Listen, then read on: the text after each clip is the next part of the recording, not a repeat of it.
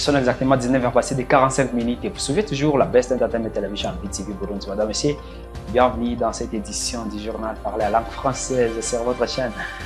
Au sommaire de ce journal, des actions prometteurs de la coopération sino-africaine de la part du Burundi. Il y aura des actions qui seront menées ici dans le cadre de ce qui a été ressorti du sommet Chine-Afrique au début de ce journal. Et dans ce même journal, on va vous proposer des images que vous n'avez pas l'habitude, bien sûr, de voir les images qui mettent en valeur les pays et qui mettent en valeur, en particulier, la ville de Bujumbura. Voilà, vous avez le programme. Bienvenue si vous nous rejoignez. Et 10 actions cruciales de renforcement de la coopération sino-africaine ont été actées lors du sommet Chine-Afrique qui s'est déroulé du 4 au 6 septembre de cette année même, en 2024. Et pour le renforcement de la coopération sino-burundaise, il y a quelques actions qui seront menées par la Chine ici au Burundi. Ça sont les propos et les précisions de la porte-parole du président de la République du Burundi, Madame Rosine Guilaine Gatoni, à travers ce reportage de Aleloris Ndongozi. Lors du sommet Chine-Afrique du 4 au 6 septembre 2024, les deux parties ont convenu sur un accord sur l'idée de renforcer la coopération sino-africaine. Une collaboration qui doit être soutenue par des actions couvrant des domaines différents, dévoilées par Rosine Guilaine Gatoni, porte-parole du président de la République du Burundi. Ibikorwa byo gushigikirana mu byo guhanahana ubumenyi mu by'intwaro bibereye n'imibano. Les travaux de la coopération mutuelle dans la bonne gouvernance, la coopération dans le développement commercial, la coopération dans le secteur industriel, la coopération dans la construction des infrastructures routières, maritimes et terrestres, ainsi qu'aériennes, la coopération dans le développement, la coopération dans le domaine de la santé, la coopération dans le secteur agricole pour le bien-être de la population, la coopération dans le secteur des TIC, de même que dans le domaine culturel, la coopération dans le développement visant la protection de l'environnement et enfin, c'est la coopération dans le domaine de la sécurité publique.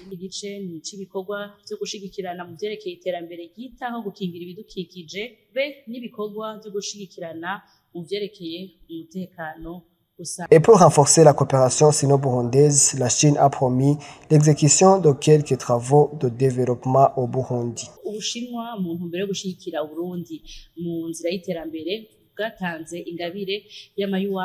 Dans le cadre de soutenir le Burundi, la Chine a promis une aide de 100 millions de yuan. La Chine va aussi participer dans le renforcement des capacités des Burundais dans différents domaines. La Chine va aussi exécuter les travaux d'extension de l'aéroport international Melchior Ndadaye.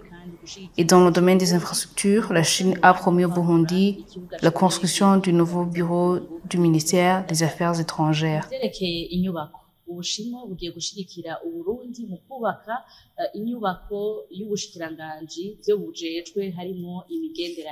Vous saurez que durant ce sommet, la Chine a promis au continent africain de près de 50 milliards de dollars sur une période de 3 ans. Et la perte est énorme pour ceux qui font le travail de transport des personnes à bord des motos dans la zone de Gasenyi. Ici, nous sommes dans la commune urbaine de Nangwa. Ceci, ils demandent et témoignent que les bus qui transportent les personnes, ils les font arriver même dans les zones où ils travaillaient auparavant, à travers ce reportage de Elvis Mounianeza. Les personnes chargées de transport de personnes à moto dans la zone Gasenyi, en commune urbaine de Nahangwa, subissent une perte énorme. C'est après que les bus dépassent actuellement à l'arrêt bus où ils arrivaient auparavant. Ces conducteurs rapportent que le versement journalier a énormément diminué. Ici au parking Gasenyi, nous travaillons à perte. Les bus arrivent jusqu'où nous transportions nos clients auparavant. Maintenant, ils préfèrent marcher à pied car ils sont déjà près de leur domicile.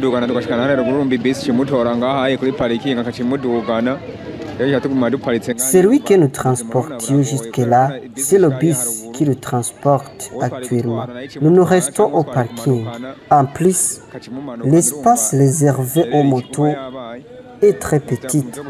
Notre travail devient compliqué, la vie est devenue chère. n'ubuzima bwarahindutse burya ni nabi nyene kubera urabona tugarukira aha honyene.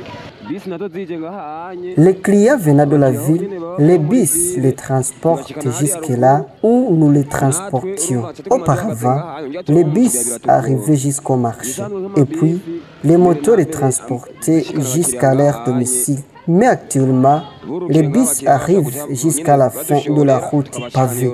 Nous recevons 50 000 comme versement journalier, séjour de nuit.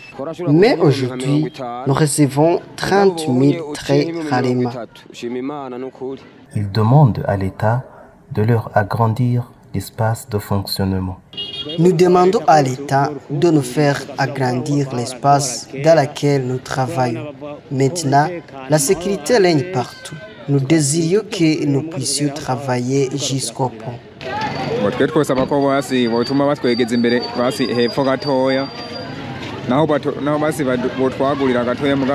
Nous demandons que nous puissions arriver jusqu'à là où nous travaillions auparavant. Même si nous n'arrivions pas en ville, nous puissions transporter les clients qui vont au marché Kotibu ou chez Sion. Nyene bakaduha ahandi hantu nko kuri Kotebu tukata turashikayo kwa Siyoni mugabo hariya muri ville nyene nukuri bakashaka bakaga nyene tukayeka kujayo. Signalons que la mesure délimitant l'espace de fonctionnement pour les usagers de vélos et motos et autres tricycles a été prise le 10 mars 2022 par l'ancien ministre de l'Intérieur, Gervais Ndirakobucha. Garçons et filles qui décident de s'unir pour la vie, ils appellent ça s'unir pour les meilleurs et pour les pires. Ils ont toujours besoin des conseils de leurs parents pour bien gérer leur foyer. Toutefois, ces parents doivent s'abstenir, ils doivent être très vigilants afin de ne pas prendre des décisions à la place de se marier. Dans ce cadre, ça sera pour le bien de leur propre famille. À travers ces reportages et les paroles du sage Adolphe Nibasharira.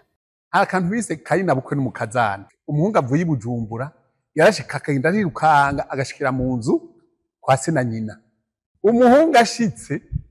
Le conflit qui oppose la belle-mère à sa belle-fille date d'il y a longtemps. Autrefois, un jeune homme qui n'était pas encore marié, qui était par exemple à Bujumbura où il travaillait, rentra à l'intérieur, c'est-à-dire à la maison avec des cadeaux pour sa mère. Mais aussitôt marié, ces cadeaux et ces rations ne seraient plus destinés à sa mère, mais plutôt à sa propre femme, c'est-à-dire dans sa propre maison, tout près de celle de son père. Ce phénomène s'observe même aujourd'hui. Voyons même dans les familles nobles, un jeune homme qui était toujours attaché à sa mère avant le mariage, mais dont l'attachement envers sa mère se coupe juste après le mariage. Certains de ses belles-mères deviennent jalouses, accusant leur belle-fille d'en être origine, disant à leur fils, « Depuis que tu t'es marié, tu m'évites à cause de ta femme qui n'ose même plus de me rendre visite comme avant. » L'époux, une fois convaincu, commence à envoyer des fonds à sa mère, d'où les disputes entre lui et sa femme, disant pourquoi tu continues à envoyer des fonds à ta mère alors qu'il y a tant de besoins non satisfaits dans notre famille qui nécessitent un fonds important. C'est nous les bons parents qui devions contribuer dans la consolidation des ménages de nos enfants. Les belles-mères doivent s'entretenir avec les belles-filles pour leur révéler les qualités et incompétences de leurs fils. Nul ne peut être bon conseiller ou bonne conseillère que son propre parent. Le parent ne doit même être remplacé par le parrain ou la marraine. Nous, les bons parents, en sommes responsables. Nous devrions laisser nos enfants organiser et orienter eux-mêmes l'avenir, car ils n'en sont plus enfants mineurs. L'être humain est imparfait. Une fois dans le ménage, lorsque l'un ou l'autre commet une erreur, la solution ne devrait pas être des coups et des blessures ou des injures, mais plutôt le dialogue et l'entente. Ça vous permettra de défendre ensemble l'intérêt de votre famille et la valeur donnée envers l'autre. Lorsqu'il y a de la solidarité entre vous deux, rien ne peut vous séparer. Hajya rero baza kubategeka nimwe mba mwabihaye umufatanye mu nda abo bantu ntibashobora kubasambuza. Et à présent, les images qui valorisent les Burundis en général et la ville de Bujumbura en particulier. Sur le boulevard Moïse Gisabo, la route continue à être de plus en plus propre, de plus en plus belle, avec la plantation des fleurs d'ornement à travers ce reportage de Benoît Sindaïgouaï. Depuis qu'il s'observe un certain espace de temps dans la sensibilisation de rendre la ville propre, ce mardi le 10 septembre 2023, la télévision BTV Burundi a fait un déplacement dans la commune de Ntahangwa, précisément sur le boulevard Moïse Gisabo, où sont plantées les fleurs d'ornement et a trouvé propre. Don Havio, secrétaire exécutif de la commune Ntahangwa, nous a relaté les stratégies utilisées. Concernant la propreté qui s'observe actuellement sur la route Moïse Gisabo, d'abord nous sensibilisons la population. Nous expliquons à la population que ces fleurs-là, c'est un avantage pour la population. Ici, nous profitons de l'occasion pour d'ailleurs remercier le maire de la ville de Bujumbura et la protection civile et même la coopérative chargée de la salubrité dans la commune qui nous aide justement pour arroser régulièrement, faire le suivi régulier de ces fleurs. Il lance un appel à l'endroit de la population de bien sauvegarder ces fleurs. C'est le patrimoine commun qu'il faut sauvegarder, qu'il faut entretenir. Et la population répond à notre appel. Rappelons que l'activité de rendre la ville propre est dans la suite du programme de la présidence du Burundi appelé Zéro déchet.